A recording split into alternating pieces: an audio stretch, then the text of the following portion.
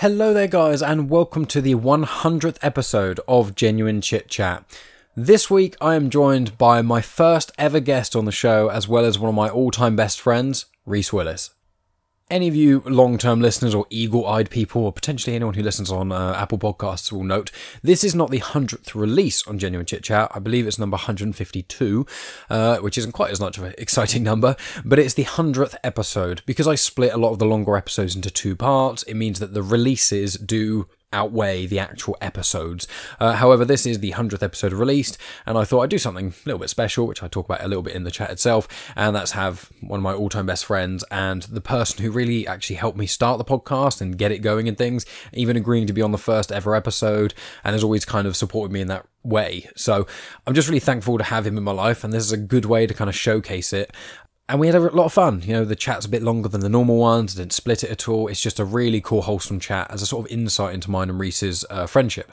I will just clarify here, though, the first 5 or 10 minutes are a lot more vulgar than most episodes of Genuine Chit-Chat are. There's the odd ones I've had which are a bit vulgar, but in this, we do talk about some kind of gross things for the first 5 or 10 minutes. After that, it goes into much more standard conversation. But we basically talk about a film called Visitor Q that has a lot of weird things in it. It's an Asian film and was made by Tartan Asia Extreme, and it's very weird, which we watched ages ago. But I just want to preface that because some people who are listening who may be a bit more on the prudish side, who want to hear about meditation or may want to hear about any of the other things I've mentioned in the show notes or the subject matter, and they hear us talking about putting balls in people's asses, it doesn't reflect that well, but that is the kind of, this conversation perfectly encapsulates me and Rhys with the conversations we have, where it's mixed with randomness and vulgarity and hilarity, but also a degree of spirituality, philosophy, and that sort of thing. So I really hope you guys enjoy the chat. I've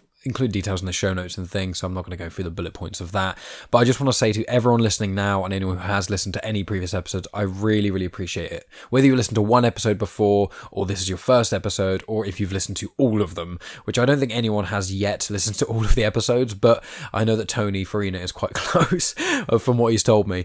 But I just appreciate anyone willing to give this show a go, and I just want to say thank you listening just so much. If you want to share this on social media and stuff, that'll be even more grateful I will be, and it'll be more helpful for the show and things, and it'll make me even happier. But if you can hear this message, I just appreciate it so much. So that's going to be it from me. I'm not going to play any promos or anything of that sort of jazz. I'm just going to leave it at that, and then I'll come on back at the end just to give some insight into, you know, my other podcast, things you can expect for the next 100 episodes, and a few other things like that to keep this from being too rambly. So, you know, once again, guys, really appreciate you listening. Find me on the usual social media places at Genuine Chit-Chat on Twitter, Instagram, and Facebook. Leave reviews if you feel like it deserves it. Share with your friends and enjoy yourself. Anyway, guys, I'll talk to you at the end. Welcome to Genuine Chit-Chat, where we have honest conversations with interesting people. And I'm your host, Mike Burton.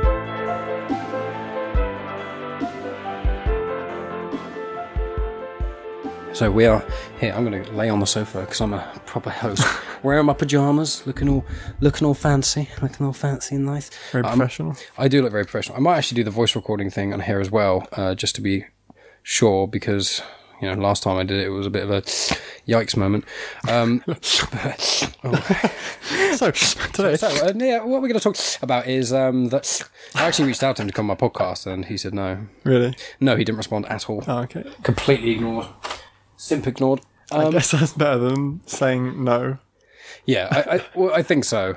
Although I did... Actually, I don't know, is it? I can't decide. Is it kind of... Well, they responded once and then said no, but that doesn't matter. But anyway, Rhys, are you the most excited person in the entire planet right now to be on the 100th episode of Genuine Chit-Chat? I didn't know it was the 100th. That's why you're here. You probably told me, and I probably just didn't even click. It's one of those things where with a lot of podcasts and stuff, they make a big fuss about the 100th episode, but my 50th episode, it only seems special by coincidence, because what happened was I did this collaboration with Emotionally 14, the podcast is called, and a guy called Rob Wade, who's really cool, and we did a really, really cool chat for like 2 hours, and we just agreed to split it, just do half on his show, half on my show, and and just so happens that that ends up being my 50th episode, so I basically half marketed it being like 50th episode special, doing the first big collaboration stuff with this other podcast, and it did by mistake, and then not mistake, but just by sort of random. And then around episode 90, I already had another 2 or 3 episodes recorded because I've always got a few recorded ahead.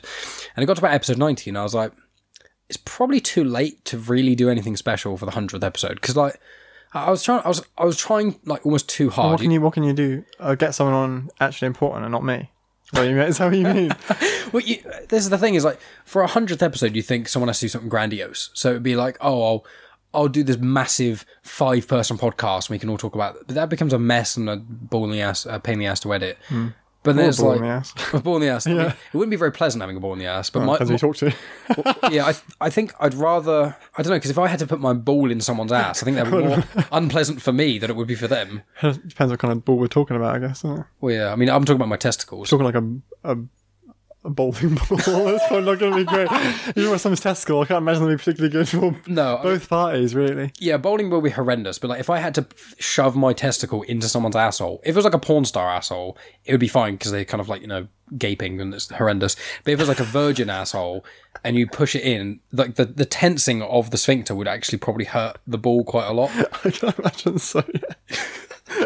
I imagine trying to get it out, but like they couldn't. Like it felt like too tickly or something for them, and they couldn't stop clenching. And you're trying to tug your ball out of them. Oh my god! Did you get to that part in Visitor Q? I can't remember how much. The bit where he fucks the corpse, and then because of rigor mortis, his dick gets stuck. Do you get that far in Visitor Q? I don't think so. No. Fortunately, no. The Visitor Q is the weirdest Asian film I've ever seen. I think it's. I'm not going to say which race I think it is, because I'm certain I'll be wrong and that would be racist. Some sort of Asian race. Well, it's called Tartan... is that more racist to say? It might be. I'm pretty sure it was Japanese. I think it was as well. Because I remember there was like sliding doors and stuff, which I think is associated with Japanese culture or something. I'm inclined to think that you're correct, but there's a film called Visitor Q, and Rob and Catherine showed it to me and Bradley years ago, and they thought it was hilarious, and I watched it and I thought it was hilarious. So we watched it as a group, I think around Charlotte's, which is the worst possible time for me to show for someone a film like that. And the first scene, I think, is someone getting like the guy gets like anally raped by his own microphone because he's like a newscaster. Yeah, that's it. And then this guy who is the Visitor Q character comes into it, and then is this something about an umbrella? Am I going crazy? Yeah. There's a bit where she's lactating and she squirts the milk out, and the person's hiding under a clear umbrella, and all the milk is spraying over the umbrella. Because the guy who gets raped by a microphone ends up abusing his family because he's so upset about getting raped by a microphone on live TV because he was like a reporter. And then so frigid. And then the wife, I think, becomes addicted to heroin to deal with him abusing everyone. And then the brother ends up abusing the sister because he's being abused by the dad. And then I think the dad is having an affair, and then he kills the girl he's having an affair with by choking her to death in the house that they're all living in. And then he has sex with her corpse, but it goes into rigor mortis, and he gets his penis stuck in her, and the wife has to come in and save him, and it makes this like noise when he pulls it out. That's in the first like 40 minutes of the film, I think. Yeah, I'm pretty sure I got you to turn that off pretty quick. I think it was after about 5 minutes. I think after the guy got anally raped by a microphone, and you're like, does the film get any more weird than this? No, I think you said something like, surely the film can't get any weirder than this. And I was like, this isn't even close to how weird it gets. And yeah, I'm pretty sure it couldn't have been any longer than 10 minutes, which, looking back on it, I probably would have given it a longer shot now. It's one of those films where I'm talking about all these extreme things, but it's actually a surprisingly good film. Are you sure, though? I don't know. I still got it on DVD. Did you say that? And then at the same time, I flashed back to what you said a minute ago with the umbrella and the lactation.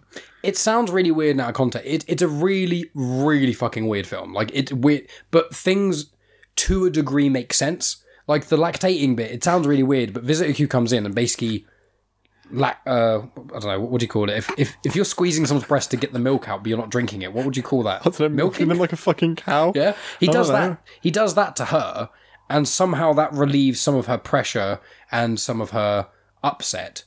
And that makes her no longer felt the need to be addicted to heroin. Like a swollen cow addicted to heroin. Yeah. It's Visitor Q is one of the weirdest films I've ever seen in my entire life, by far. It's weird as fuck, but it's like strong extremes of things, and the reasons that the things are happening does to some degree make sense. But I'll take your word for it on that. Probably won't watch it anytime soon. Whatever. No. But well, it's one of those films where it's like, I would happily show someone the film. It's subbed, right? Or Yeah. Dubbed or something? Subbed, yeah. I don't think they have yeah. enough budget for dubbing. No. It's one of the most unknown films ever. It's really weird. Do you remember that, what was it, that genie thing? I can't remember what it's called. Something Inator. You know, it was like that online thing. Akinator. I think that was it. Yeah, Akinator. And you ask it, like, it basically, because of the database it's got, it asks loads of yes/no questions, and it can think of any person. Yeah. It didn't know visitor queue. So I managed, then I put it in, and so now it does have visitor queue. Nice. Because I thought... And the world's better off for it. Yeah. Well, it was one of those things where I was trying to get it, I was thinking really weird, obscure characters, and I was like, surely they won't get this. And I couldn't get anywhere, because it was always getting it, and visitor queue was the only one that it didn't get. And ever since one person has searched it. I don't even know if anyone would have done.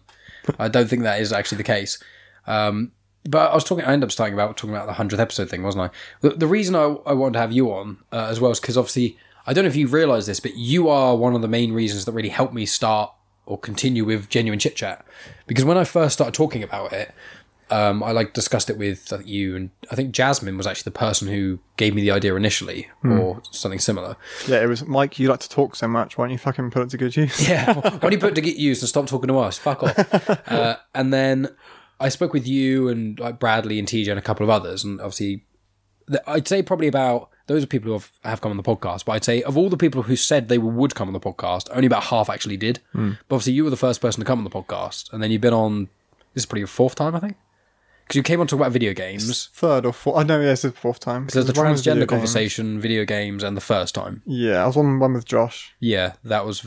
I think that was video games, and then it may have became discussion on transgender. Something like that, yeah. I can't really remember. Nor can I. Yeah, and my I distinctly remember getting kind of annoyed about political correctness or something, so it probably was... Yeah, well, the first one we ever did, the first episode of Genuine Chit-Chat was to punch a Nazi. Yeah. Is it ever correct to punch a Nazi? And it's quite funny because... Times have changed. No. It's 3 years ago that was, Rhys. It doesn't feel like that almost to the day. What is it now? It's the 20th of August. The episode won't be released until, I think, very early September. And the first episode came out in September of 2017. So it's almost 3 years to the day, because I think I recorded like a few beforehand, so I'd have like a backlog.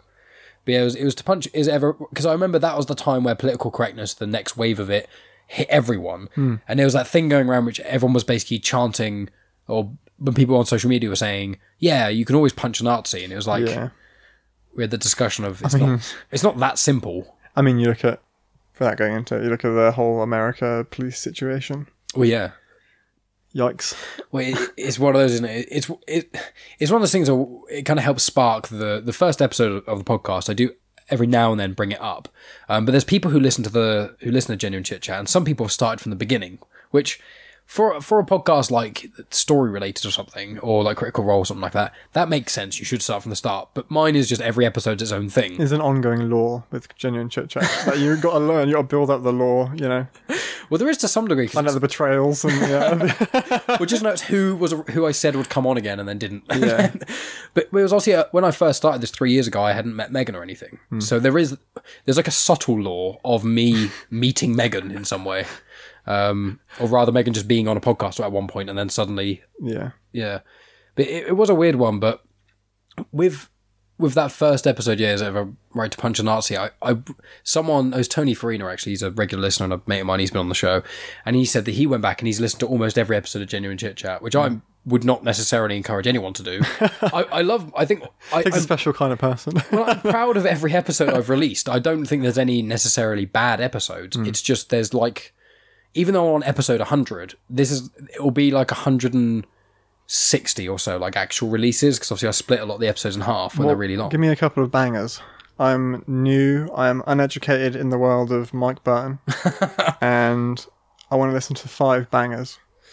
Oh god, to try and name them off the top of my head, that's a harder one. Well, I think the one that's probably the most famous, the one that's actually got listened to the most is, I think, my podcast with Bill of the Church of Satan. Oh yeah, I remember that. Because that was one which was...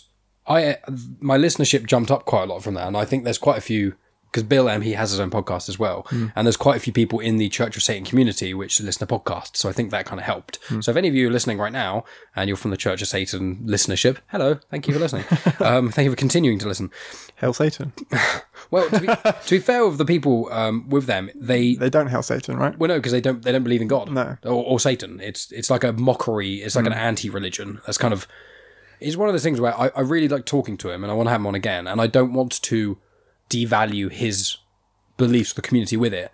But I remember asking Callum once, and I was like, well, I spoke to Callum about it, and he was like, they're basically just a group of atheists. And I was like, yeah. And he was like, so why do they follow a religion? And I was like, I don't know. It's almost like an irony, right? It is quite an irony. That's number 52, which is understanding the Church of Satan misconceptions and stuff, because it's like Satanists don't worship Satan because they don't believe Satan exists, because they don't believe in God. And you can't believe in Satan without believing in God. That doesn't make any sense. No. So that's one of them.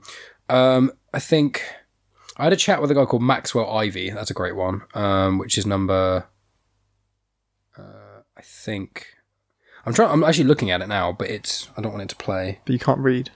I'm trying to do it quickly and certainly on my phone. Can't read numbers. Number 81, with Maxwell Ivey. He's a blind guy. He's a blind blogger. And I've had two blind individuals on my podcast. Gough of Beernuts Productions, who's coming on again. He's the Australian film director I've told you about. He's been on quite a few times. Maxwell Ivey, I'm going to have him on at some point again. But Gough was blind from like 3 weeks old because he had a vaccine and then it went wrong or something. And oh God, don't release this podcast now. You should have said that. I know. It's one of those funny things where it's like, I'm definitely not an anti-vaxxer, but things can sometimes go wrong with vaccines, unfortunately. But so he was blind from the get-go, and he's lost, I think it's 90% of his vision. So one of his eyes completely gone, I think, and one he can just about see out of. I think. I might be wrong there. Sorry, Gough, if you're listening and I got that wrong. Whereas Maxwell, he got his vision deteriorated, so he could see until I think it was high school in America, so like 16 years old or so. I think that's around the time he either started to lose his vision or by that time he'd completely lost it. So they're two very different cases. But he like inspired me. It was like motivational, because he was like, look, he traveled around New York and just relied on the kindness of strangers. Like, he had money and he booked hotels and stuff, but there was a couple of times where like the hotel cancelled the booking and he's blind and he was like, the hell do I do? And he relied on the kindness of strangers, and he said, you'd be surprised how nice people are under certain circumstances. So that's a really good one, which is, as I said, I think number 81. I think the one I spoke about, I think the one just before that, actually. Yeah, number 83, I think, if that's the one. Yeah, the guys from the In the Black podcast. I think I spoke to you about that because that's like one of my favourite indie podcasts. So number 82, number 83, whatever I said for the Satanist one, which is 52, I think. Then there's Gough of Beernuts Productions. The first time he was on was probably the best one, which is, oh God, 48. Yeah, number 48. So that's another blind individual. And then, so now next you need a blind Satanist. Well, yeah, that would make sense. He has his own indie podcast. Yeah, I need because I've got a filmmaker, or Maxwell Ivey. He's got his own podcast as well. Yeah, then. The thing is, it's quite hard to choose because I don't want anyone to. You don't want to alienate anyone, or well, it's not only that, but it's also like those three really stand out because speaking to two individuals who are blind who have done very different things with their lives, that's very inspirational. And speaking with someone from the Church of Satan, that's debunking misconceptions. And then the In the Black podcast, obviously I am a 26-year-old white guy in England who's a millennial, so I'm like, what of the ladder of privilege, I'm pretty high up, especially for my background and things. Whereas, I don't understand the perspective of, 30 to 40-year-old men in America who are black, who have had to deal with a lot of the shit they've had to deal with. Black people have to deal with things in America? Even across the world? What? Wow, really? Racism still exists? Wow, I didn't know that. So with them, I liked it because I could ask them a lot of questions, which it was almost like a nice safe space, because I said to them before, I was like, we did like a thingy test beforehand because Big O, who's the sort of front man of the In the Back podcast, he gets every guest to go on there like the day before just to make sure everything works fine and just to go over what we're talking about. And I ran through some of the questions and topics and they're completely fine with it. And some of them I feel like would have upset people in some way if they took it the wrong way. Yeah. Because I asked a lot of questions about race and I was like, what does blackness mean to you? That question in itself could cause offence to people because they would go, well, I'm just like you. I'm no different to you. Whereas there's a slightly shift in heritage, in the view of heritage, because obviously our heritage is just colonizers, and we've just been essentially just white people colonizing. Give us your land, please. Yeah, give us your land, and then when we get it, we'll then not let immigrants in, even though we colonized a lot of the modern world. So weirdness. And so it's weird, but then I don't know, because there's some that I had loads and loads of fun with. So after the podcast, I was like, that was really, really fun to do. But a lot of them are the least popular ones. Whereas I've had other ones which I wouldn't say I didn't have fun in, but there's certain podcasts I have which I have to work a bit more, because the person I'm speaking to, it becomes more of an interview than a conversation. Yeah. Which is fine if they've got something really good to say and really interesting. Sort of like Joe Rogan and Elon Musk. That's a good way of putting it, yeah. So that's pretty painful to listen to. Also interesting. Yeah, the first hour or so was quite... He's done a second one now, though, hasn't he? With Elon Musk. I don't know, he might have done. I haven't heard the second one, because during lockdown I basically listened to like 3 podcasts. As in, not 3 shows, I had 3 actual podcasts, because like genuinely, like people like that I'm friends with are like releasing new episodes of the podcast, and I share them and things, and I'm like, I don't want to sound like a dick, but in lockdown, in total, I genuinely have only listened to like 3 podcasts. Yeah, it depends on where you listen to, innit? Like on a drive or something, that's going to go out the window. Well, that's what I do. That was the main 2 times I'd listened to podcasts, was driving to and from work, which is between half an hour and an hour each way. So that's between 1 and 2 hours a day. So that's like 10 hours a week of podcasts. And then also when I would occasionally do chores when Megan gone to bed or whatever. But obviously Megan's staying up later because she isn't going to work. So she goes to bed much closer time to me. So I have less time to myself. But then I'm also not driving anywhere. So I just don't listen to podcasts as much. So I feel my podcasts are getting more and more popular, and more collaborations down the thing. But it's like, when I've been going on other people's podcasts recently, I've had to make a proper concerted effort to listen to their podcast when I can, because I just don't have time. What have you been listening to recently, podcast-wise? If anything. Basically just the norm. Joe Rogan, Sam Harris, and Podquisition, which is Jim Sterling. He used to be on The Escapist, where Zero Punctuation was. Yeah, he did actually, yeah. Because about that. I saw a few of his videos from that. I knew about him before, but... Yeah. That podcast is really, really goofy. It's great. What, Jimquisition? Yes, it's great, but it's almost like an in-joke now. They like barely stay on topic ever. Oh, right. And this now will become a thing when they start an episode. It usually opens with Jim talking about something so bizarre and weird and so nothing to do with video games. And then Laura, one of the guests, is always like, right, let's get on to the video games. And then he's like talking over like, so yeah, wrestling, you know. But yeah, it is really good. Other than that, yeah, mainly just Sam Harris and Joe Rogan. Yeah, it's the Sam Harris content. Do you think is any better or worse since he put the paywall up? It's hard to say, because he's doing a lot more like relevant stuff, because obviously all the things that have been going on. He's also done a lot of free episodes, to be fair. Yeah, I listened to Defund the Police one. Yeah. That one, I think, was it Defund the Police? You recommended it. It was a full 1 hour. It was about his thoughts on the whole situation. The in Black Lives America. Matter things. Yeah. Yeah, I listened to that in full. Yeah, that was basically, some of them are paid. I think probably about half of them aren't paid. Oh, okay. You can consider them public service announcements. Oh, okay. That's cool. You did one about, for example, what's it called? When all the countries come together and say, yeah, let's get rid of our nuclear bombs. Oh. What's that called? De-armament. Yeah. Yeah. That was pretty interesting. You had someone on there who was like 90-something years old, and he now runs like some organisation that basically is trying to get de-armament on the go. Okay. But he was also on the team who developed the first atomic bomb. Oh, okay. So he's got the insider info and insider perspective. That's very interesting. It's pretty interesting. It's one of those things with Sam Harris. I've actually, when people say what I'm about to say, I try my best not to judge them. I can't say I've succeeded at that. But there's been a couple of podcasters I know who, when they ask for recommendations and I recommend them Sam Harris, they go, oh, I listen to a bit of Sam Harris, but I just don't really like him. He kind of annoys me. Or when they say things like that, and I'm like, I want to clarify, any of my listeners, if you don't like Sam Harris, that's okay. But I don't understand how you can like my show and not his, considering if you like the more goofy episodes of my show, when I talk to my mates, and like my show is like more like Joe Rogan than Sam Harris by a lot. But I like to take influence from Sam Harris and Joe Rogan, because I think Sam Harris is one of the most intelligent people on the whole planet. But at least in the public eye. Yeah, you know, well, one of the most public speakers who's very intelligent, you know. Yeah. He's very directed with his podcast for the most part. Although, not obviously all the really serious ones he's really directed, but I can't remember which one it was. But going back maybe like a month or two ago, he made a point of saying he's going to try and make it a little bit more free flow. Okay. Where obviously Joe Rogan is very much free flow. Yeah, Joe Rogan like 2 footnotes and that's it. Yeah.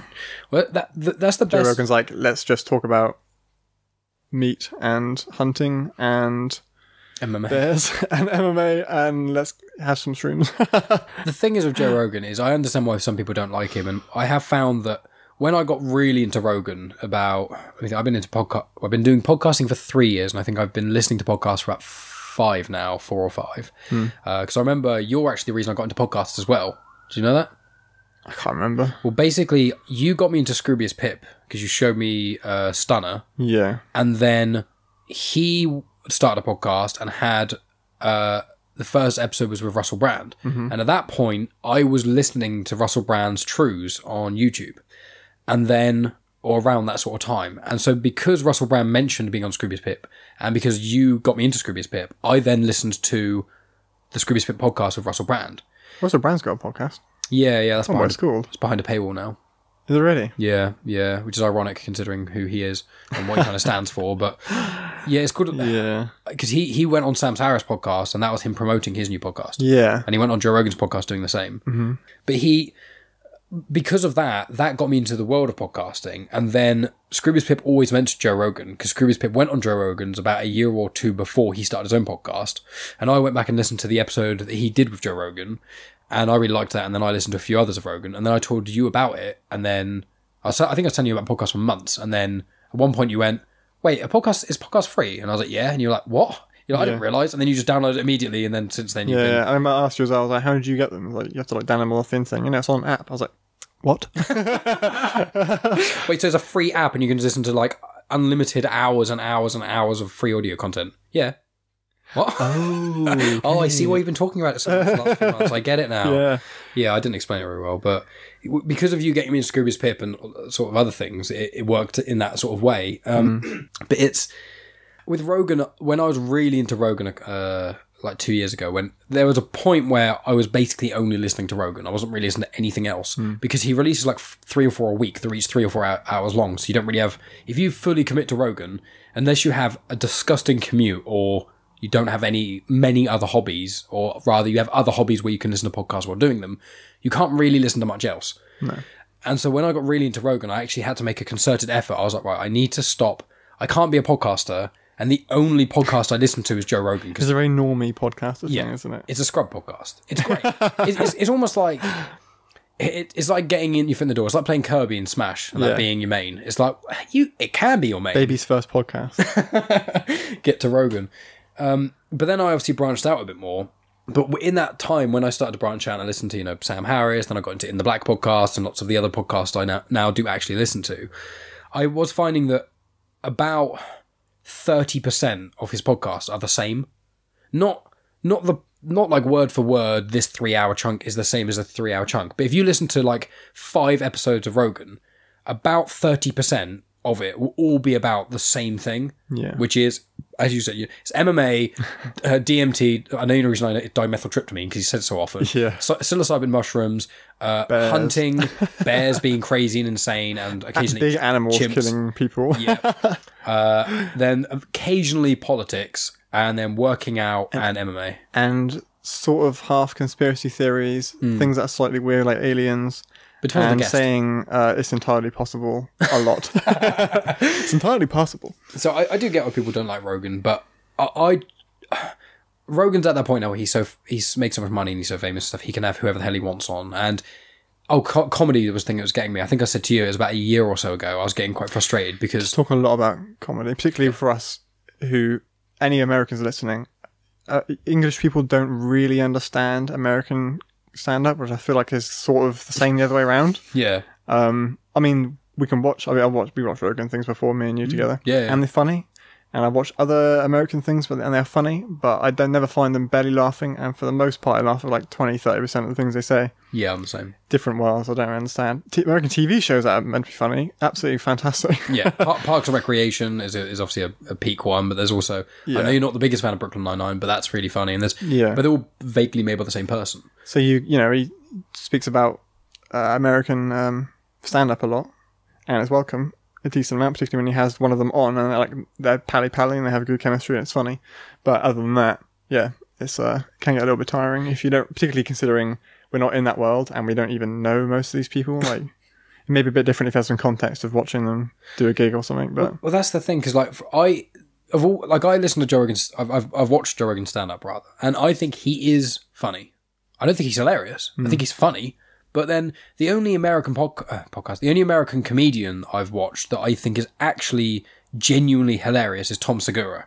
Yeah, I think I watched his show Disgraceful, and it is one of the best stand-up shows I've ever seen. There's a bit he does about buying weed, and it is just the funniest thing I've ever heard. But aside from that, I've listened to like Rogan. I think I've listened to one of Bert Kreischer's. I've listened to 2 of Bill Burr's. I find with American stand-up, I find them less funny, but more easy to kind of entertaining. Like, I can just, if they're not funny, I can still watch it. It's easy. Yeah. Yeah. Whereas it's not like, oh, this is horrendous, please make it stop. Yeah. Like, and awkward because it's so bad. Yeah, whereas English, I find English stand-up, I think, like, English stand-up is funnier, but when it's not being funny, it's shit. It's awful, yeah. Yeah, it's like, if you watch Jimmy Carr and he's not making you laugh, then he's doing a shit job. Whereas if you watch Joe Rogan, he's not making you laugh, it's still entertaining. It's still humorous. Yeah. Everything, that's a good way of putting it. I find everything an American stand-up comic says is at least humorous. I don't feel the same about UK comics. No, it's like, I feel like it's either hilarious or cringe as fuck. Or please make this stop. Yeah. Because I've seen quite a few live. Like, I saw Bill Bailey live, and he obviously adds a lot of music into it, so that's very entertaining when he's not being outwardly funny. But like, I saw Lee Mack live, and that is me and Kieran went, and it is genuinely at points I had to put my fingers in my ears because I couldn't actually breathe. He's relentless, isn't he? Oh yeah, he fucking, and he shouts a lot, and I find I don't know what it is. I don't know if it's just me or maybe it's British sensibilities, but I find if someone yells a lot, I find them more funny. Like, there's nothing like in It's Always Sunny in Philadelphia. As soon as they start yelling at each other, I just crack up because I love people just shouting at each other. Yeah. It's good stuff. It is good stuff. But also, one of the only talking point I think I had written down.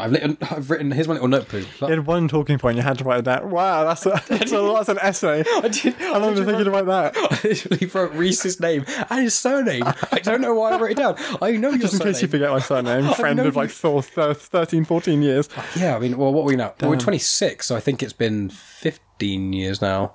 I think year 8. I think we met in year 7. No, year 8, I mean, so... I think we met in year 7, vaguely, but I think we became friends in year 8.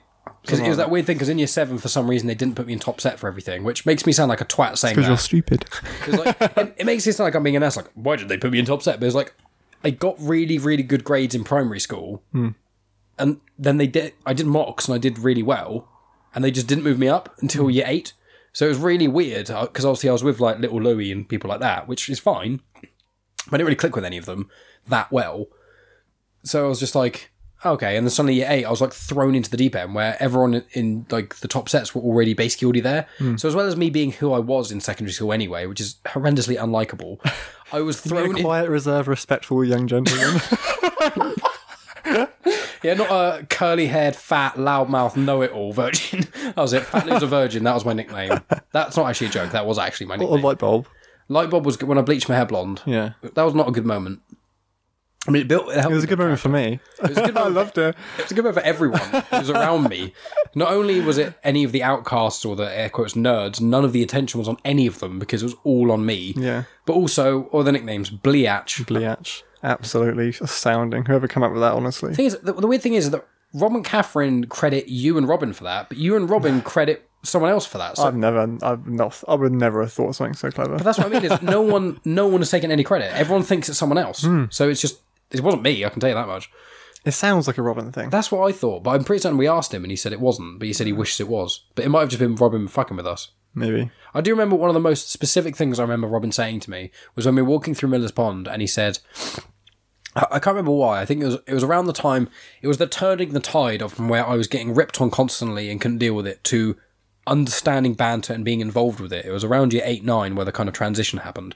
Where I went from, lots of people are bullying me. Maybe if I don't rise to it constantly, they won't take the satisfaction. And maybe if they keep calling me fat and I make better jokes about myself and self-deprecating humour, then I take the bullets out of their gun, and that's how I stop being bullied, by bullying myself. But I remember him saying in Miller's Pond, I can't remember exactly the context, but he said, I want to shove, and he's a white guy to clarify, I want to shove my big, black, veiny cock in your tight, white, virgin asshole. And I don't know why, but I've always remembered that, and I wish I didn't. Yeah, that sounds like 14 to 16-year-old era Robin Crew. That is. That's exactly what it was. But yeah, I can't remember what... Oh, we were talking about because we'd known each other for so long. Yeah, on the notepad, I literally wrote Rhys Willis and nothing else. And I don't even know why I think I wrote it down just in case there's any... Just in case you forget my name, yeah. It was more so if there's any loud noises or something, I can write it down and note to myself when I do editing. Because I've been getting more and more lazy with editing recently, where instead of listening to everything, I now kind of skip through it and I look at the waveforms, and if anything's really high, I kind of listen to that bit, or if there's any extended gaps. I wouldn't say it's lazy. I think it's just refining your technique. It's more efficient. Yeah, which also, like, when I was single, it was fine, because if I spent 5 hours on a Sunday editing a podcast, it didn't matter because I had nothing to do. But now, the longer I take to edit a podcast, is less time I get to hang out with Megan. So it's like, well, I know it sounds weird, but it's like, people go, well, couldn't you, when you were single, weren't you thinking, oh, it's more time to play video games or that? But obviously when you're single, you've got so much free time that I could do everything I want to do all the time anyway. So taking a Sunday out to edit wasn't a big thing. But the reason, the only point I had to, like, vaguely noted was with you, because I've been doing a lot of the talking in this podcast as well, which just goes to show people who, when I normally have the podcast, I have guests, I ease it and rein it back. But when I have people I'm really familiar with, it creeps up and I become the person talking the most. I don't mind, it's your 100th episode after all. Yeah, just listen to me talk. But you, one of the reasons I want to talk to you is because Sam Harris talks about it quite a lot. And I've dabbled, well, I say dabbled, I do it occasionally, but mine's more so to do with mindfulness. But it was to do with meditation. So I want you to, well, obviously you got headspace because of school and things like that. So I want you to just kind of tell me when you first tried meditation, and then as much as you would like to say about it. I can't remember when I first tried, actually. A while ago, definitely a minimum a year ago. Maybe 2 years ago. Yeah. Maybe a little bit longer. I don't know. I didn't actually properly get into it until... I think it was somewhere beginning of the year, right? Or the end of last year. Well, I think you got Headspace for free with the school, and then the subscription stopped. And I think I got it again. Yeah, it was the second time you got it. Because I think the first time you had it, you did it a bit, and then when you got more and more into it, then the subscription stopped, and it stopped the momentum. I think that's right. Yeah. And I think you got it again. No, I don't use Headspace anymore. Oh, really? Or do you use Sam Harris's one then? Just go solo. No, I'll just fly solo. You know, no co-pilot. It's ironic because you've been playing a lot of Flight Simulator recently. Yeah. Is that how you're trying to put as many flight puns in this as possible? Yeah. See if I can let him fly. That was just... Cut that. That was so bad. Cut. Write that down in your notepad. No, I'm just going to... What I'm going to do is write down Rhys's pun, and I'm going to paste it in every, 10 minutes. Oh, God. The preview on Instagram is going to have that single bit. How to make note and listen to your 100th episode. I'm glad that you've been paying attention to my Instagram enough to know I do previews. I see you occasionally creep and see my stories. Yeah. Hoping that I post something other than my podcast or my story. Which I do sometimes. Nah. But no, yeah. Obviously, I have issues of anxiety. So I thought I should probably try and rein that in a bit. And I've listened to more Sam Harris, and I listened to an audio book of his Waking Up book. I think it's called Waking Up, isn't it? Yeah. Because his podcast was called that, and then he changed it to Making Sense. Yeah. And then I brought my dad the book, who was moderately offended at first when he saw the subtitle... I think it's something along the lines of how to live spiritually without religion or something. Of course, being a Christian, he was a bit like, oh, okay. And I was like, no. It's not really about them. I mean, it is, but it's not really. It's more just talking about meditation in a secular way as opposed to the usual Buddhist spin it has on it. Yeah. Obviously, most of the things he learned from it is from Buddhism. Yeah, because he did was it a 40-day retreat or something? It was longer than that. I think it was a really long time. I can't remember how long. I thought it was a really long time as well, but I don't want to overstate it, but I feel like it was 40 weeks or something ridiculous. It might be something like that. But it was. I think I have a feeling it was at least a year, but I might be completely wrong here. It was a while ago. He did a really long retreat, didn't he? And he basically didn't talk for some ridiculous amount of time, and he had some sort of spiritual awakening. Yeah, it's one of those. You come here, you meditate for 14 hours a day, and you sleep, and you don't talk to anyone. Which sounds absolutely fantastic. Whereas for me, that sounds horrendous. For a certain amount of time, of course. I mean, I would like to be able to like it for a long time. But I don't think I would. I think I'd probably go nuts after a week. Yeah, well, I think for me, if I did that for a week, I would have some sort of really big epiphany, and it would really change me, because I'm so on it all the time with talking and being that it would probably be of benefit. But the thing is, for me to do that, I have to put everything in my life on hold for a week, which doesn't sound like very much, especially because in lockdown, everyone's life's on hold for like 4 or 5 months. But yeah, it seems like a lot. But yeah, he's basically obviously, I think this is basically everyone's default position on meditation is something Buddhism, something hippies. I was going to say hippies. Be one with nature man. Yeah, sitting your legs crossed all weird and yada yada yada. Crystals and stuff that doesn't work. But meditation turns out actually is like a scientific thing. Like you can measure it scientifically, it working. It has similar effects on your brain long term that taking shrooms or acid would do long term. Like it shrinks your default, I should know this, I think it's called default mode network, which is right in the center of your brain, and it's basically, as far as I'm aware, very, very layman's terms, the part of your brain that sort of frames all the other functions of the brain. It's almost like a connector in a sense, that kind of puts the pieces together. It sort of like gives you your sense of, exactly. It basically translates all of your experiences into a sense of self, which is why if you take lots of acid or DMT or shrooms, you can have something called an ego death, where you don't even feel like you don't feel like there's a you anymore or a them. It's just everywhere. That's why you hear people go, "We're all one, man." It comes from somewhere actually scientific to some degree. It's more like it's a genuine experience that you can feel with our brains. More than scientific, more than like, not objectively stating we are all one, of course. But I heard him talk about it, and I was like, you know what? I listened to this guy on almost everything else he talks about and agree with him on everything. So I'm going to give it a go. And it works. It takes a bit of a commitment, but it's basically just a way of recognizing how unorganized your mind actually is. And anyone listening to this who doesn't meditate or is not in that world at all is probably thinking, my mind's not that much of a state. I go to work and I'm like, yeah, that's my work life. Go home, that's my home life. Yeah, I get a bit sad sometimes. Yeah, I get a bit stressed. No. No. Trust me on this. You give yourself a couple of hours worth of meditation, not in one go. A couple of hours worth of meditation. And you will realize, you literally will realize 100% how chaotic your mind is. You'll start thinking about how you're not thinking about things. Your brain is continuously thinking about things and is being informed by your subconscious all the time.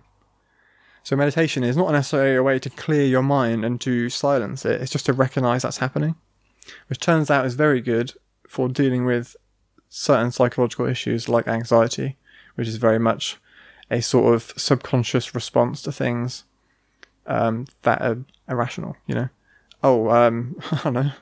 Where's my bottle of water? Oh God, I'm freaking out. Where's my water? Obviously it doesn't happen to me. Just a stupid example. You could just think. It basically allows you to see your thoughts for what they actually are, and allows you to sort of scrutinize them for being irrational or rational. Maybe it's, is this thought worth actually paying attention to at all? If you have anxiety and you're meditating to treat anxiety, the goal isn't even to feel less anxious. It's not really how it works. Can't really ever feel less anxious when meditating, but you can let it affect you much, much less. So it's your way of recognizing, yes, I feel anxious, and then you very much, instead of running away from it or trying to make it stop, which usually makes it worse. If anyone who listens to this who has anxiety, I assume can resonate with that. It's very much just going, yep, I'm anxious. Where can I feel it in my body? Just start like putting it under a microscope. Because as soon as you do that, as soon as you shine the light on it, sort of the facade just kind of goes away on its own. You kind of think, well, yep, I feel kind of not great. And yep, I guess this is it. You know, you kind of just, it's almost like, very, very simply put, it's almost like accepting it. And as soon as you accept it, it's sort of like you realize it was sort of an illusion all along, and it just sort of just drifts off on its own. You kind of still feel it potentially, still physically, but in terms of how it's affecting you, it's much, much, much less, which has been a lifesaver for me. Yeah, because you were saying before, well, you have I won't say, go in depth about what your job is, but you work in IT, so you're like a professional life, and you have a lot of things to deal with and think about and whatever, But the rest of your life is fairly normal, you know. I'm not going to delve into details, but you know, for most part of life, it is fairly normal. So, and since I've known you, different points in your life, you've suffered with anxiety to different degrees. And I remember you saying, like, with your work, you got like a subscription to Headspace, which is the meditation app thing, and then I think you gave that a go, and then there's a few options in there. One of them was specifically about anxiety. So I started with mindfulness, which is basically what everyone starts with generally when they start meditating.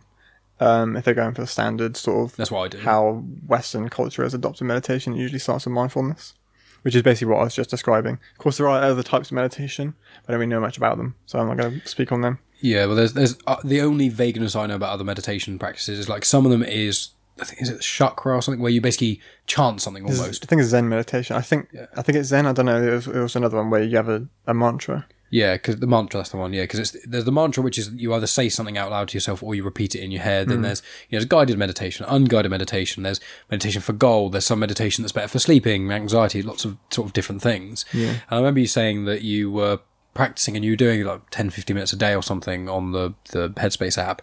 And I think you said within like a week or so, you immediately felt the difference. And then within like a month or so, you said you felt like this weight that was over you had been like lifted. Yeah, pretty much. Yeah. It was quite quick, and it was probably a quite extreme thing to say so quick, but that's generally what it felt like. When I started meditating, I was like probably at my worst in terms of anxiety. So there was a lot to, there's any kind of difference would have made a big difference. And I definitely felt a difference, that's for sure. Yeah, whereas with myself, where I haven't suffered with a mental illness to like an extreme diagnosable extent. Like we have several friends or people we care about and things who, you know, have suffered with depression, bipolar, anxiety, lots of different sort of aspects of things. There's loads of people I know of that sort of thing. But myself, I haven't suffered with any of those things, very fortunately, and I'm very thankful that I haven't. But I've done mindfulness meditation for a little while because like you and Sam Harris start talking about it, because you do exactly what you say. You hear about it and you go, oh, it's just hippie nonsense, us people trying to get spiritual, us people becoming one with the universe and that sort of jazz. And then you hear Sam Harris, who is a neuroscientist, also incredibly hated by religious people because he speaks out against religion. A lot. Yeah, he's not like anti-religion. He's just pointing out that the doctrine has some very dangerous words in it, which is not something I'm going to get into now. He's essentially the most secular kind of person you could ever meet. Yeah. I'd agree with that. And just for clarity, people, secular means non-religious, just basically means basically just evidence-based beliefs. Yeah. And he has talked about meditation and things, and when I was listening to his podcast a lot, he would frequently talk about it, not as like a preacher where he would just discuss it openly. And when you hear him talking about it, and he goes, you know, you could put people in a MRI machine things, you can check their brain, and he has done this sort of thing because he was a neuroscientist, so he has a PhD, I think he's got several degrees, he's like a proper specialist, and he was like, he did meditation and he swears by it. And it's like when someone who is that secular, who has no connection to like spirituality or religion, the way he described it, I think best was, you go to the gym, as an example, to exercise your body. Yeah. No one argues with you that going to the gym isn't good for you. No one says, oh yeah, well, exercise is good, but you know, you can do it too much, you can do it wrong. But if you do exercise correctly, in moderation, in the right ways, it is good for you. That no one argues that. The analogy he made was when you do mindfulness and you're basically just focusing on your breathing. It's the same reason people have the mantra, as far as I'm aware. The mantra doesn't do anything. It's not like a special magic word. It's abracadabra, you know what I mean? It's not doing anything to you. All it's doing is it's giving you a focal point. So with mindfulness, the standard thing to do is just focus on your breathing. Well, that's what I do.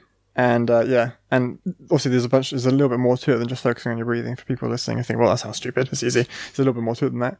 But the idea is, as long as you're completely focusing on your breathing, as soon as a thought pops into your head, even for a moment, doesn't matter what it was, doesn't matter how vague it was or inconsequential that thought was. You have to note what it was, potentially how it made you feel, if anything, and just see it for what it is and go, yep, okay, I'm just going to continue to breathe. And he basically said, what people fall into, I've heard him say anyway, what people fall into a trap with when they start meditation is they think that thinking those thoughts that pop up is a sign that you're not doing it right, or that if you keep thinking random thoughts that you're bad. That's not really it. He basically said, which is similar to what you said, he likes to think every time you notice a thought and then go back to breathing, that's 1 rep if you're lifting weights. And you keep doing that over and over and over and over again, and you end up with strong muscle. Exactly. Yeah, and it becomes very easy to put those thoughts away, and which obviously then becomes very beneficial when you're dealing with anxiety or maybe even depression, I don't know, or addiction, cravings and stuff like that. It's weird because it's just a way of, as you rightly said earlier, it's not just about identifying. And the way I would describe it, because my mind is quite chaotic in a lot of ways. You know, anyone who listens to me when I do podcasts, you can tell I'm often thinking about numerous things at once, and it's easy to get burnt out and get like sort of the weight above you of all these thoughts. And the way I've described it with meditation, because at work, I used to, on lunch breaks, I would occasionally go for runs, but sometimes I would just, when it's a nice day, I would just go lay in a field and just meditate for like 20 minutes, put an alarm on my phone. And it's so refreshing, because I would describe it as my brain a lot of the time, all the different thoughts is like static. So when you have like a TV and it's on analog and you put it in, that's like horrible black and white, which is also how people describe pins and needles. It's kind of that in your brain where it's like, there's never any actual silence. It's just when you're not thinking about one specific thing, you've got every single other thought all murmuring at once, doing this. Yep. All at once. And this is all you can hear. Just in the background. Yeah, so you're doing it as well. That's what it sounds like. And that's what it feels like. And it's like, you don't have any true peace of that. And all that happens is when you meditate, you just assign the thought. Like in my head, I visualize it as well. I do the breathing exercises where I just, breathe in very, very slowly, as deeply as you can, without causing discomfort, and as steadily as you can, in through your nose, out through your mouth. And while I do that, I personally visualize the air particles going into my mouth, down my throat, into my lungs. I do that as well. Inflating my lungs. Yeah. I visualize it like a little arrow, like a coloured arrow. Right. Yeah. I very much focus on how my chest feels like it's inflating and deflating, and the air is coming. Actually, it's always weird when you do it like that. I assume you probably feel the same way, especially if you're breathing kind of slow and sort of deep. Is that you actually almost feel like hyper aware. You can actually sort of feel the air in your chest, like coming up and down. It's kind of like you sometimes feel it in your throat, right? Yeah. And then in any normal day, if you breathe in hard or something, you can feel it the entire way down. It sounds really weird, but you have like hypersensitivity, because that's the only thing you're thinking of or focusing on. And the thing is, the reason it works at breathing so well above almost everything else is because you always have to be breathing. Your body can do it autonomously, but me even saying and talking about breathing right now is now making me, Rhys, and probably anyone listening, having to manually breathe. And blink. And and blinking and breathing are the two things where now you're going, okay, now you have to manually think about breathing and blinking. Yeah. But before someone mentioned that, your body just does an autopilot. But it's something you have to do. So with breathing, it's a lot easier to focus in on breathing and to shut everything else out, because it's something you literally have to do and you're always doing it. Yeah. And when I visualize it, I visualize the sort of breath going in and out as I've described. And then when a thought comes into my head, I think of it as I think of a chalkboard that's like on the floor, or it's like a slate with just a chalk line in the middle, and then a thought comes down almost like a post-it note. And the post-it note's always blank. I don't visualize the words of my thought in there, but I visualize like a post-it note almost coming down, and then a hand just brushing it aside, and almost organizing as an almost negative or positive thought. It's not necessarily that simple, but a thought comes in about, I normally meditate before bed because it helps me sleep. I use meditation personally to help me sleep most of the time. So I lay in bed and I meditate for like 10 minutes before bed, and it helps. Some people I know, who we both know as well, have said that they have issues with sleeping because they lay in bed and then the thoughts go mental, and and that's what I have had in the past. Meditation for me completely stopped that, because once you lay in bed, a weird thing about it is I visualize, the thought coming down, and then I go, either it's a worry or it's something positive, or I'm thinking about work, or I'm thinking about podcasting, and I go, this is me thinking about podcasting. I'm laying in bed. I do not need to think about that now. Visualize it, brushing to the side, and continue about breathing. And the thing is as well that I've noticed is it's a physiological thing where if you do slow, deep breaths, your heart rate will drop like steadily. You'll feel less things because you're just thinking about breathing and stuff. But if you try and sleep and your heart is going fast, you can't. It's basically impossible. Happen, yeah. But one of the things is if you're laying in bed and worrying about stuff, your heart rate starts to increase because you're panicking, and therefore you then can't sleep because your heart's going too fast. Well, doing those breathing exercises, even if you are not believing in meditation in any way, shape or form, regardless of the scientific proof behind it, or evidence, you literally just think of it, if you breathe deeply and slowly, it will make your heart rate slow down. Yeah. Unless you're having some sort of massive panic attack, but then even it can help in that regard. But you breathe in deeply and slowly, and you breathe out steadily and slowly. Eventually, that will slow your heart rate down, which will then make it easier to sleep. That isn't something one can argue about. So it does get a little bit frustrating when people say, "Oh, meditation doesn't work," or "It doesn't work for me," because it's like it does. You're a human being. You're doing it wrong. yeah. It's as kind of annoying and sort of militant hippie as that sounds. If you're listening to this and you're thinking, "Well, I've tried meditation, it doesn't work for me," are you a human? If the answer is yes, it does work for you. Maybe you're doing it incorrectly. It's very easy to do it incorrectly. And I recommend learning how to do it elsewhere, if that is the case. Well, to clarify as well, is that there are obviously, for the way I do it with the breathing exercises and stuff, there are some people who from the get-go will not be able to do that as easily, which is fine. But there are a variety of different ways to do meditation. And the best thing really is you can get Headspace for free and you can get some of that. I think there's a couple of YouTube videos. There's like this monk that does YouTube videos and he does guided meditation on there for free. All one needs to do is do 1 or 2 sessions of guided meditation, because all it is, you just lay down with your eyes closed, breathe and listen to this person talk to you about breathing. You will get into a vague meditative state. And then once you are comfortable enough with that, you then just do it yourself. And then you do what's best for you. As me personally is the breathing thing, but other people have got like numbers. What's weird about it is when I've thought about meditation is, when people say count sheep to help you sleep, that in itself is a form of meditation. Yeah. Because all meditation is making your mind focus on something else. It's like laser pointing your attention on something. Yeah. Yeah. It's like everything else. Well, it's like putting, it's like with horses, when you put the sort of blinders on their eyes, they don't get, all the cars that are going around them are going mental won't freak them out because they're just focusing on what's in front of them. Yeah. That's, in a way, that's kind of what it is. Yeah, similar, yeah.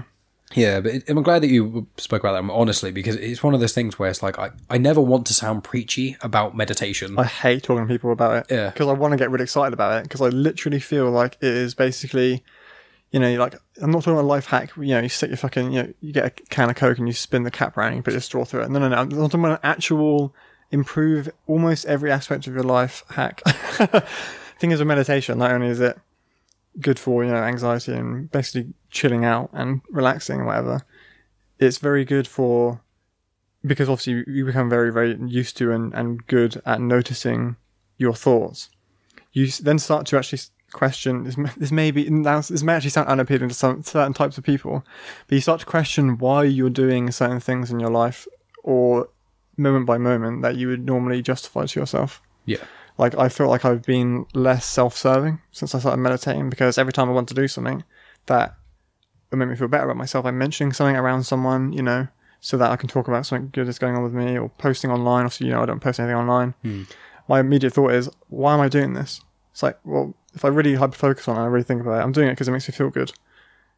In a selfish way. Not like it's really hurting anyone, but I personally not comfortable with that. As much as I actually want to get the gratification for doing this, I'm going to choose not to do it now, because I've noticed that that's actually why I'm doing it. So however that may manifest in your life is also going to be different for everyone. But for me, I feel like I've been a slightly better person since I started meditating. Maybe a little bit more insufferable to people who don't understand meditation. And me, a 26-year-old anxious idiot, trying to preach them about how to live. But I think it's a very good step anyway for basically anyone. But it's one of those things where I find meditation is, it's almost like if you have some serious, really loads of bad shit going on, you don't meditate and then a month later all the problems are going to solve themselves. But what meditation does, I would describe as, is it smooths the edges a little bit, and it probably just improves most aspects of your life for between 1 and 5%. Yeah. It can do more. It can... But that's like a standard almost. Like, it just makes everything slightly better at the least. So it's like, well, if it just makes everything a little bit better, why wouldn't you just try it in a way. Yeah. But also that sounds really preachy as well. Yeah. I just feel like, like you said, it can be good for anyone, even the tiniest bit from the start. Obviously, when I say from the start, I mean, give it at least a week of meditating at least 10 minutes a day. Yeah. To even start to come up with a conclusion. Because, for instance, imagine someone who is like an alien comes down, or so an alien comes into a human's body, and it's a completely different body. It doesn't work anywhere near like the normal original body works. He has no idea about human culture, and we tell him, your body will get bigger and stronger if you keep lifting this heavy thing over and over again. And he'd do it for like 2 weeks and be like, I can tell no difference, dude. And it's like, no, trust me. you need to stick to it. You are changing. You don't even realise it because it's so gradual. It's incremental, isn't it? Yeah. That's the only thing I'd say. If you're going to start, don't give up on it because you don't really know what the hell's going on. I would say what's very good is to listen to some Sam Harris or someone who knows what they're talking about. The Richard Dawkins one. The Richard Dawkins one, Sam Harris with Richard Dawkins when he's trying to explain it to him. Yeah, because Richard Dawkins is an intellectual and is secular like Sam Harris is, but He he's a bit completely older. doesn't understand it. And he doesn't. He was at the start of the podcast. He was saying, "I don't understand meditation." And Yeah. And it's the other side of the coin of someone who's very similar minded. And Sam Harris explains it to him and does guided meditation at the end of it, doesn't he? Yeah. And it's like basically, I think it's important to do that. Listen to someone who knows what they're talking about with it. Talk about it in not a specific way, because if you listen to like an app like Headspace or something, it will tell you how to do it, but it doesn't really give you a kind of direction. You know what I mean? It's like saying, oh, you can drive a car, but then not explaining to you that your car can actually get you somewhere. It's very good for context about why you're doing this and what it can do for you and what you might want to be aiming for, which helps a lot. I feel like a lot of people were lacking the direction when they start doing it, and then they kind of go, I don't really get it, which is what Richard Dawkins comes to the conclusion of. Yeah. At the end, he basically doesn't really understand like why. I think Sam goes on to explain it to him if I'm rightly, but it's just a longer podcast for my knowledge. I mean, if you like audiobooks or like reading and you're up for it, definitely just read Waking Up by Sam Harris. That ticks all the boxes. I don't think you can really read that book and come away going, I don't get it. You know what I mean? It's like you go on Audible. I think if people go to Audible, you can get a free book, or you get a free credit where if you just do a trial, and that free book could be Waking Up if people want to try it. Yeah, that's how I did it. So yeah, exactly. You get a free book. So the only reason I haven't signed up to Audible yet is because I'm waiting to go back to work when things get normal, and then I'm going to listen to Sam Harris one, and I want to listen to more Star Wars books and stuff as well. But with meditation as well, what I found as an individual, the main things that I found benefited from doing, I would define mine more so as mindfulness because I'm just at beginner level, but I'm fine with beginner level. Like the way I'm doing it works for me. And that's the thing with meditation. It's not like what you have to do meditation for half an hour a day, every day to get any benefit. It's like, no, you need to do it for like 10 minutes each day for a week or so to kind of get your foot in the door. But then it's almost like practicing to ride a bike. Like to start riding a bike, you have to actually practice and be able to ride the bike by yourself. But once you've done that, you don't have to ride a bike every day to be able to continue to ride the bike. And just like riding a bike, like going into it, you could ride a bike after like a month and go, well, I can ride a bike now. Then you go, wait a minute. Well, I can jump and then spin the handlebars in the air. Similar. I'd love to go into it, but also everyone listening to this has almost certainly heard of things like enlightenment and like monks and stuff. Like the reason monks can Tibetan monks sit on top of a mountain in a temple and meditate all day, every day, literally until they die, without doing anything else ever. The reason they can do that, they're not bored. They're going, I'm doing this for God. They're not doing it for some higher purpose. They're doing it for self-actualization and enlightenment. And self-actualization is probably the wrong way of putting it because they're not really doing anything. But these people aren't bored. Like you can have enlightening experiences meditating, even to the point of being completely comfortable with doing nothing. Like, not to say that's what you should aim for. No. It's a very specific niche life. But it is 100% possible. And monks these days, like Tibetan monks, are the proof of it. That you can, through meditation, somehow, as crazy as it may seem in our daily life in 2020, actually do literally nothing forever and not be bored, technically. Yeah. To give you some context of what can potentially be achieved in terms of how you can change how you perceive your own life and experience. Yeah, exactly. And with me, what I've found since I've been doing mindfulness exercises, which has been maybe a year or two, I think, ish, It might be a bit longer.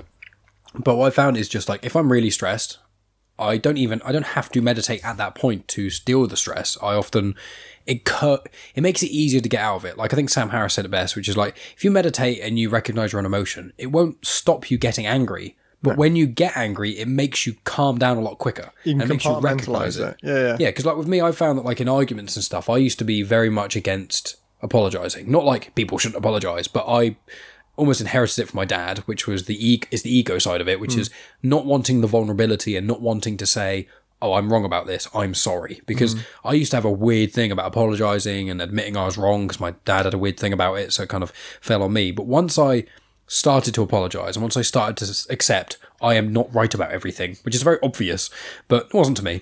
But like when I started recognizing that and accepting when I was wrong, especially in relationships and things, when I started being like, yeah, I am wrong, I am sorry, yes, I caused this argument or things like that. Once I started doing that, it was like a domino effect of positivity in a sense of like, now when I get really angry, I used to get angry and it used to piss me off and I'd be in a shit mood for like hours and hours, and sometimes I'd like the feeling of being angry because I'd be like almost wanting to feel like shit. sort of revel in it. Yeah, I get that. Oh yeah, I understand that big time. And with meditation, I found, or mindfulness, I found that it helps me be like, yeah, but kind of reveling in that makes everyone around you worse. You may feel slightly better being angry, but you make everyone around you feel shitty, and is that really worth it? And you go, well, probably not. Well, what do you need to do to get out of being angry then? Will just not let this bother you and probably apologise because really you are in the wrong here. And as soon as you apologise, I've never had a situation where I've done something wrong and apologising has made things worse. No. Like, it either doesn't really change anything, but you feel a bit better, or it completely changes the situation, makes everything better. And it's a really simple thing, and that's one thing that whenever I have kids, I'm going to really hit home with them, is like, I'm not going to do what my parents often did, which is forcing me to apologise and not really explaining why, because then you just give loads of false apologies, and then it doesn't mean anything. But when you actually explain, once you say to someone, I apologise, I was wrong, I'm accepting the responsibility of the negative thing, normally in an argument, I'm accepting the negative emotions we both felt from this argument. I caused this and I am sorry for that. Could you forgive me? And we'll try and get past this. Doing that normally solves, like, of all the arguments I've had in my like adult life, in relationships primarily, I'd say about 99% of them get resolved within like 5 minutes of me doing that. And normally within half an hour, all of any vague remnants of negative emotion is gone very, very quickly. There's obviously certain ones which are a bit more serious conversations and things, but whereas before I'd be like holding on to it and I'd be like, no, I'm not wrong in this argument. No, it wasn't my poo in the toilet, it was yours. It was you were the one who started this argument and you're at fault and things. And it doesn't really ever help. It just you both just then feel shitty for longer. It's an ego thing, right? Oh yeah, that's my biggest character flaw that I've always had is my ego. Everyone has an ego problem. Whether you think you do or not, you have an ego problem to some degree, and it manifests in some way. Also, you know me, super edgy boy. I think almost everyone who posts on social media has an ego problem. Yeah. I personally don't feel attacked by this, guys, but I personally feel like if you're posting online, you're posting it because almost, I can think of obviously a few scenarios where this wouldn't be the case, obviously, right? You want to let your close family know something. Yeah. You don't want to go around and go, I'm going to text my auntie, my uncle, my nan, my granddad, and tell them all this. Obviously not, right? It makes sense. Social media was invented for a certain reason, of course. But if you're one of those people who has hundreds and hundreds of people on social media, people you've known since school and haven't spoken to since school specifically, and you post on social media, even if it's something that you're not going, oh yeah, I can't wait for people to like this. Most people aren't like that, right? If you are, yikes. But most people aren't like that, right? I'm not saying that everyone is a bad person, of course, right? But I just think your brain is a weird thing, and subconsciousness can seep into your... I mean, I basically subscribe to the belief that you have no free will, right? Which basically means your subconsciousness is informing everything you do. But that aside, I think your subconsciousness is basically justifying this to you. And you put it online, and you're doing it because, I mean... without sounding like too ridiculous, think of it for a moment. This might incite some anger in you, the way I'm saying this, but are you or are you not technically seeking attention or validation? Surely, right? Like, I used to post online all the time, right? Yeah, all the time. Me the same, yeah. Yeah. I used to post all the time. Also, you can post online. You post to promote your podcast. Makes sense. Well, yeah, right? well, that is to some degree an ego thing in some way, but I suppose, yeah, in some way it is, right? Yeah. I'm not saying literally you have to live a completely egoless life. Don't be a human being. I'm not saying that's ridiculous. And if you want to do that, cool, go move to Tibet and live with monks. But if you want to still be a normal functioning member of society, at least you don't have to do that kind of stuff. But at least recognize, like when I was posting things online, I remember I can't remember what I posted. The last thing I posted something. I just thought for a moment, I was like, why did I actually post that? Like, obviously I want people to see it because I thought maybe it's funny or clever or something. And I was like, but ultimately I want people to think, wow, Rhys said something funny. I now like Rhys more. Exactly. You know? Things like that. Rhys said something good, or Rhys looks good in that photo, Exactly. or Rhys said something insightful. And when you told me about that as well, I no longer, especially on Facebook, I barely post on Facebook anymore, because now I think, like, when I used to post on Facebook, it would be trying to... A lot of the time I'd post something that I think is funny, and then when people like it, I go, yeah, people think I'm funny. Yeah. Yeah. It's not... And to clarify what you're saying... There's nothing necessarily wrong with that, right? Like, there's nothing... I completely put my hands up, and for a very, very, very long time, that's exactly what I was doing. And at the time, I wouldn't have thought that, really. I mean, I probably maybe would have if I really thought about it. But now, looking back on it, I can very much see it. I fucking loved it. Of course you do. People validating you, obviously, that's a great thing. It's going to make you feel great. Obviously, it's going to make you feel good, right? We all actually secretly hate ourselves, right? So when you think other people don't hate you, that's a pretty good thing. Well, yeah, and I used to do it a lot. You know, even me, I've never been that... Because I used to be so overweight and things, I used to have a real negative view on my own appearance. And then once I lost a lot of weight and became better looking, and, you know, cut my hair and took care of myself and things, then I would get so gratified when I post a picture of myself, and I'd get loads of people liking it. I think when I got my first proper haircut... guy. Whoa, yeah. Fucking hell. It's one of those things that, like, when I got my first proper haircut and I'd lost quite a substantial bit of weight, I put a picture on Facebook, I think, and I got like 90 likes or something, which isn't... When people have got like thousands of friends on Facebook, that's not very much. But when you've got a normal amount of friends, like between 200 and 500 probably, nearly 100 is quite a lot, especially before that fucking algorithm that changes it. But when I got that, I remember posting it and feeling so good about myself, because the problem was that I had that part of me that was almost not quite incomplete, but it was like the part that was wanting something. Yeah. I was insecure about how I looked. So I post this picture of me online to people. They all like it and commend me for how good I look. That gives me gratification. That feels good. There's not necessarily, what you're saying is, there's not necessarily anything wrong with feeling good about people complimenting you, because that's okay. But you have to try and recognize the reason you're posting on social media, unless you are necessarily promoting something or it's a niche thing. Generally, it is you're posting that because you want people to see it, because you want people to like it, because you want people to like you or think you're funny, or political things are the big one. Without getting too deep into political things, the amount of people we know, and I used to do it a lot as well, which I don't do it anymore. I don't really post political opinions on social media, but what a lot of people would post political opinions on social media to virtue signal, to show to everyone else, look, this is my opinion, this is how I feel, look how edgy I am with my view on politics, I'm really against the grain, or I'm really for the grain. And it's like, that is fine to some degree. You are welcome to post on social media whatever you want, but people should recognize, if you're taking a different photo of yourself every week and posting it online and making a big fuss about it and watching people watch the likes go up, that is you wanting the gratification for your looks. If you are okay with yourself doing that and you want to live like that, that's fine. 100%. That's completely fine. Go ahead. But don't lie to yourself like that's not the reason you're doing it. Yeah, and if you look at that, or if you deny that you're doing that, but you agree that someone doing that, like posting only for gratification, is kind of gross, or something that you wouldn't want for yourself, or an unhealthy way of living, or anything, basically not something that you would seek after, you would seek. If you think that might be you, just next time you post something, just think about why, the exact reason. Not like, oh, because it's pretty funny. No. Not as funny. Why did you post it? Not the first surface level, the deep-rooted level. Think it fully. This is where the meditation comes in. Think fully. Go, why? You know when children ask why, and you go this, and they go why. It's like, why is the sofa cream? It's like, I don't know, because in the factory they made it cream. Why? Because people generally like cream. Well, why? Because it's a neutral colour. Why? Because it's not polarizing. You can keep going. Eventually, you'll get to like almost a singularity reason, right?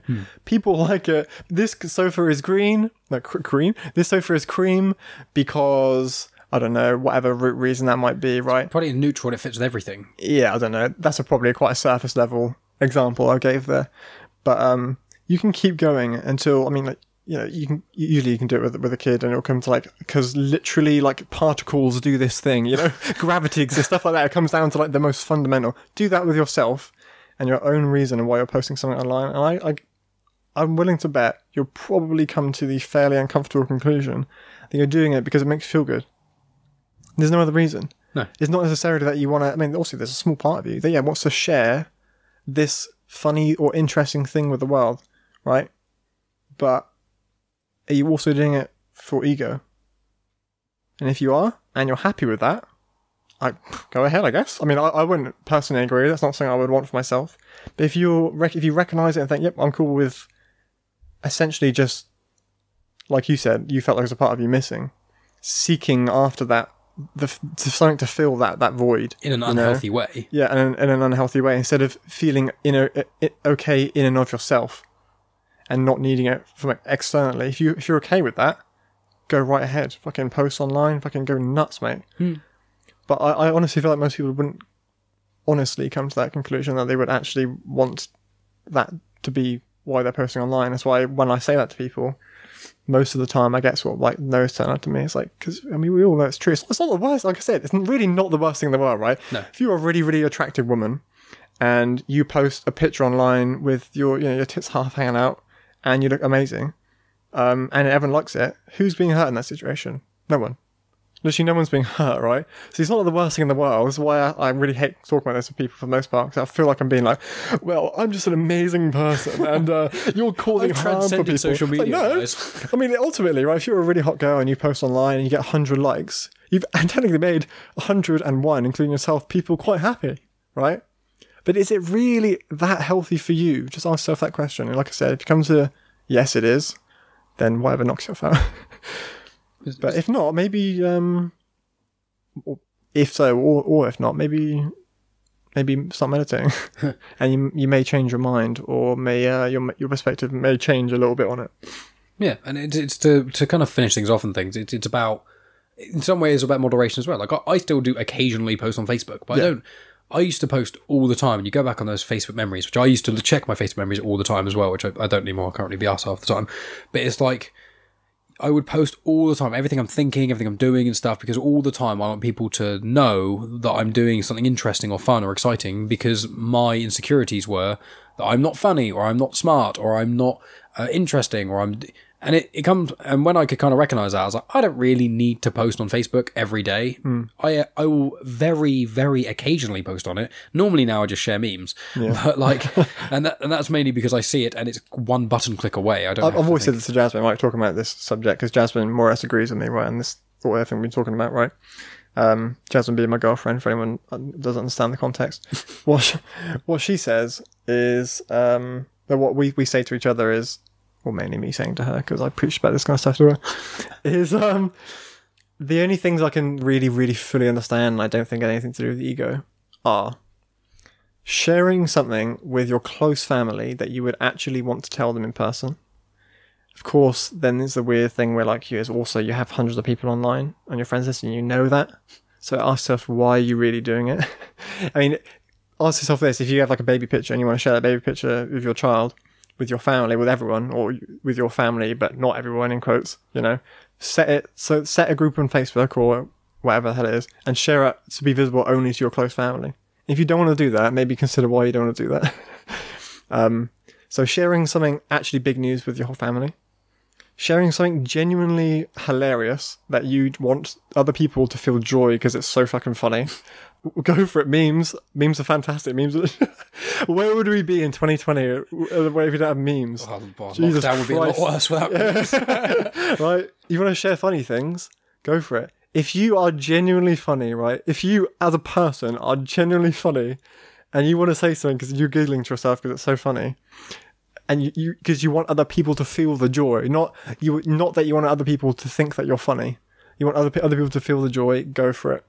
Or if you want to share something genuinely really, really important that you feel is really, really important, some sort of public service announcement, some sort of news article that you find really, really important, something incredibly interesting, I don't know, some space shit, you know? Anything with space. Something genuinely interesting and people may not intellectually... found themselves. Exactly. Something that's maybe a bit niche, something intellectually engaging. These things I don't think you can really make an argument that they're ever going to have ego attached to them. I mean, they could, but for the most part, I think, you know, you're posting something interesting. You're not thinking, wow, I really want people to think that I read interesting things. I don't think that's why people post interesting things, right? For the most part. If you're doing it like every single day, you're posting constant news articles all the time, then that's more of a thing. But if it's occasionally you see, oh, there's a really cool thing, there's a new theory about black holes. I know loads of people who like black holes. I'm not going to message them all individually, pop it online for more people to vaguely see it. That's more so what... And like, I it's moderation once again. Exactly. And the thing is, I know what this sounds like. Obviously, I'm thinking, oh, well, Rhys is telling me what I can and can't morally post. Like, thank God there's someone who's so enlightened who can tell me how I feel and what I should do with my life. Obviously not. Like I said, think about these things before you post them. Really think about it, though. Do the child thing. Why? Whatever you come down to that you can no longer answer why to, you make a decision from there. And if you still want to post it, even if you know it's for your ego, literally go for it, mate. All I'm saying is, I feel like most people wouldn't want to post it for your ego, and I feel like most people, if not everyone, would be a happier, more well put together person in their own mind anyway, if they didn't continuously cater to their own ego, and they could find that fulfillment within themselves as opposed to getting it online. Wonderful. Yeah. I think that's a really good way to end it. Yeah. It's a very enlightened way. And I would say, what I normally say to my guests is just, hey, where can we find you on social media? Well, the answer is fucking nowhere. Nowhere. I think, do you have Instagram? I do lurk. I'm not going to put as much as I hate it. I hate the fact that I do it. I'm not perfect. No. Which is why you shouldn't listen to me at all. Everything I said is stupid. No. I'm not going to give obviously your Instagram or anything like that out because there's... I follow some people who I know. Me. And yeah, maybe I watch you see occasionally. I'll just notice you see one of my Instagram stories. Yeah, that's like the very rare thing. But even though I don't post on Instagram stories anymore, have you noticed with Genuine Chit-Chat, I barely post anymore either because I can't be asked. Yeah, I mean, it's just like I said, it's self-promotion. It's like whatever, you know, you're trying to make something here because you enjoy it. But yeah, you can't find you on social media. You don't ever. I don't think you've ever had a Twitter, Facebook. I made a Twitter once. But then I didn't understand it, so I came off of it. That was a very, very long time ago. And then you've got Facebook, but you only keep it on because of Facebook Messenger. Yes, I don't use Facebook as like the app or anything like that. No, I think it's your profile the picture actual account of the internet. And I think it's like I generally think Facebook's like a cesspool. It's a cesspool of anti-vax mums and stuff like that. But yeah. So I won't tell people how to find it. I'll just give them your home address and then they can. Yeah, that's a pretty damn good way to find me. Actually, you'll probably find me there. Well, you're moving soon. 24/7. I'll give you the old address. Yeah, I don't leave my house ever unless I crawl out of my fucking shell to come into here and do this podcast. Like creep out of the world and tell people how to live their lives. Yeah, Jasmine's actually just like she's not a real person. She's one of those like weeb pillows. Yeah. That you feel like connected up to like one of those AI things where when you talk. Why would you say that on record? Why would you embarrass me like that? Why are you embarrassing me in front of everyone? Yeah, Jasmine will find out about this. Anyway, awesome. Well, thanks a bunch, Rhys. It's been great having you on. Thank you for having me for your 100th episode. Yeah, that's because you're one of my favourite people in the entire world. And I contribute me starting a podcast and me getting into podcasts, big chunk to you as well. Yeah. So you're very welcome.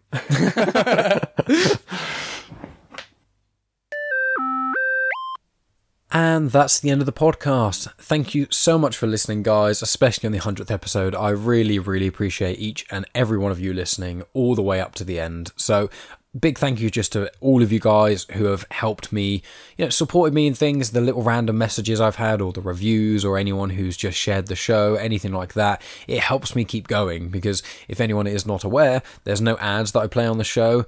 When I do promos with other podcasters, we just do a promo swap. There's no money involved. I don't have a Patreon or anything like that yet because I just haven't delved into that realm. So this is really, it's a passion project for me, and I just love talking with people who mean either a lot to me or have something very interesting or important to say, or just a lot of fun. And this is a podcast that really encapsulates all of those things in one go with my relationship with Rhys. I praised him a lot in the intro, and I'll say it again, he is one of my all-time favourite people, and I speak to him about a lot of issues and things, and he really helped me start the podcast and get a lot of the things moving. We also used to do stuff in college with YouTube and stuff together, so that kind of helped teach me about the things. And also the intro for Genuine Chit-Chat is actually made by Rhys. He made a thing which is called Under the Bridge. It's a chill step song, and he put it on YouTube ages ago. In fact, I may include a link to it in the description actually. And he was kind enough to let me use part of it for my intro for Genuine Chit-Chat. If any of you listen to the first 5 or 10 episodes of Genuine Chit-Chat, it has a really old kind of ragged sort of intro to it, whereas after a while it kind of got a bit more complicated, a bit better, the intro, and that's because of Rhys. So, you know, a lot of the things for Genuine Chit-Chat I do contribute to Rhys, and I just really appreciate him as a person, and I had a lot of fun talking to him. I really hope you guys enjoyed the chat. I had the vulgarity at the start all the way through to the insightfulness towards the end, and I can't wait to have him on again. I'm not sure how long it's going to be till he comes on again. I see him very, very frequently, but I don't always just want to shove a microphone in front of my best friends and record every conversation we had. But coming up, I've got a 2-parter recorded with my friend Janine Mercer, who's been on the show before. She's the Odd Entity podcast. We had a great chat then, nice big one. There's a chat that I have got recorded with Scott Weatherly of the 20th Century Geek podcast. We collaborated with Comics in Motion when we did the whole Star Wars run of things late last year for the sort of getting ready for the Rise of Skywalker. And I've got one which is due to be recorded this coming Wednesday with a woman called Tonya Todd. She was actually on the show only a few episodes ago. I think I may end up releasing an episode pretty sharpish because as of recording this, Chadwick Boseman passed away. It was either today or yesterday. I think it was yesterday, at the age of 43 due to cancer, which is obviously a horrendous thing for anyone to go through. And obviously myself losing my dad to cancer, I understand to some degree some of the pain that the family may have gone through. But also him being such a big individual, not only in the Marvel Cinematic Universe, but also for people of colour. It's such a big and important thing, and I think me and Tonya are going to be speaking about that to some degree, as well as just general superheroes and the Marvel Cinematic Universe and DC and all that sort of other jazz. So I will probably end up releasing that episode with Tonya Todd next week, just because the things we'll be speaking about will be quite relevant to the times, whereas the things I spoke with Janine and Scott aren't. They're not necessarily timeless, but they don't have to be released within the same week or month or things. So that's probably what's going to be next week. I've then got another 2 podcasts due for recording the week after that, both of which were ones that were going to be sorted previously but got rescheduled. One's going to be in person with someone who has a float lab, which is, if anyone listens to Joe Rogan, you can hear him talk about isolation tanks and things. You basically go into a pod and you lay on salt water that adjusts your body temperature, and you can basically almost like an enhanced meditation. It's really good for your joints, really good for your mind, and he's involved with loads of other things. So we're going to have a great conversation about that. And then I have a chat with an author who Bruce Wawrzyniak of Now Hear This connected me to. He is also the individual who connected me to Tonya Todd, and he is also who I spoke with for the last episode of Genuine Chit-Chat, the 2-parter, which was episode 99. So lots of nice little collections there and things. I've got Gough coming on the podcast from Beernuts Productions, who we actually spoke about in this podcast very briefly. And so that's another person who has been on the show a couple of times, and we always have fun chatting, so that's going to be sorted then. And I think that's it. I've got a podcast recording coming up for a new sort of thing going on in the Comics in Motion podcast, obviously where my Star Wars podcast is. But, you know, I'll wait about that until we've actually recorded it and got that sorted. But aside from that, I haven't got any other podcasts due for recording as of yet. I think I'm going to hold off until probably October-y time before I start recording podcasts again, just because I've got so many in the bank. I just don't want to get what I've done before, which have like 10 podcasts recorded and still be recording more of them, and I just get such a huge backlog of them that you end up releasing them, and then I don't need to have anyone on for a while. It becomes a bit of a mess, so I'm not going to really do that. Aside from that, I was just going to say, I do mention it in the episode itself, but I didn't actually mention I put it in the show notes. I've included some of the sort of in air quotes, greatest hits of Genuine Chit-Chat. I don't necessarily think these are the best episodes. These are just a lot of the episodes where either I've had a lot of fun in, or that people have contacted me and said they found it very helpful, useful and things. There's one that I did with the Magister of the Church of Satan, which is probably one of the biggest podcast episodes I did, kind of hit Genuine Chit-Chat on the map in a lot of ways. Then, I did one with Gough, the first one I did with Gough of Beernuts, the one I did with Maxwell Ivey, the blind blogger, the podcast I did with the guys from the In the Black podcast as well. Those ones are ones that frequently get mentioned when people talk to me about their favourite episodes. So if you're a new listener and you haven't really checked out some of my other episodes, they're good places to start. So they're in the show notes, all the episodes for that. And that's it, apart from my Star Wars podcast. I always like to leave it right to the end to say that, so if you've already heard me talk about this hundreds of times, you can probably end the podcast here. But just in case you're new or you haven't heard about it, I have a podcast called Star Wars Comics in Canon, and each episode I go through either a mini-series or a volume of comics from the Star Wars comics that have been released since 2014-2015 when Disney created the new canon. So I don't talk about any of the Legends comics or anything along those lines. It's all just what is in the current canon continuity that links in with the 9 films, the Clone Wars series, the Rebels series, the Resistance series, the Mandalorian series, as well as all the books that have been released since 2014 or 2015, as long as they don't have the Legends banner on them, which is the majority of them. There's only 1 or 2 things that have been re-released in Legends, and they do say Legends on them, which shows they're not in the current canon. But yeah, that's going on over at the feed of Comics in Motion. They have a different episode made by a different podcast to release every day of the week. I am fortunate enough to get the Saturday slot, so I've got Genuine Chit-Chat out on Sundays and Star Wars Comics in Canon that comes out on Saturdays, and those episodes are only about half an hour long each. Normally the Star Wars Comics in Canon, they're a little bit more bite-sized than the Genuine Chit-Chat, but it is just me talking for the whole thing.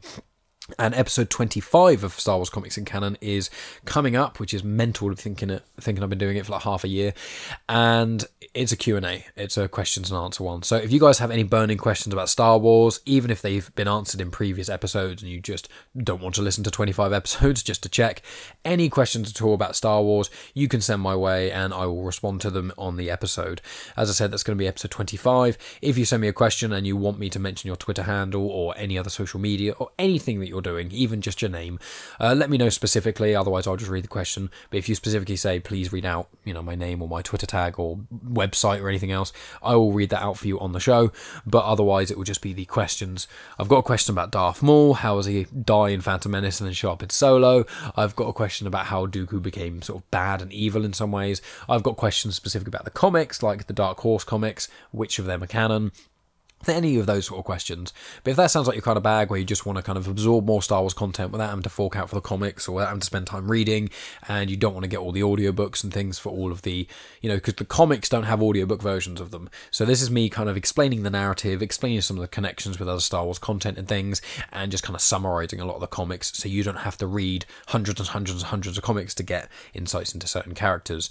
But yeah, I just want to say a big thank you again for anyone who's listened to either Star Wars Comics in Canon or Genuine Chit-Chat in any capacity. I do really, really appreciate it. I appreciate any of you guys who reach out to me as well and tell me how much you like the show, because you get a lot of those, and anyone who leaves reviews as well, because it really helps the show out. But I just want to use this opportunity to just say, yeah, thank you so much for listening, guys. I honestly do appreciate it. It means the absolute world to me that I've got to 100th episode and people are still, more and more people are listening each week, and more people are asking me to release more content and telling me how much they love the shows, and certain episodes of the podcast have either helped them or they've found a lot of things from them.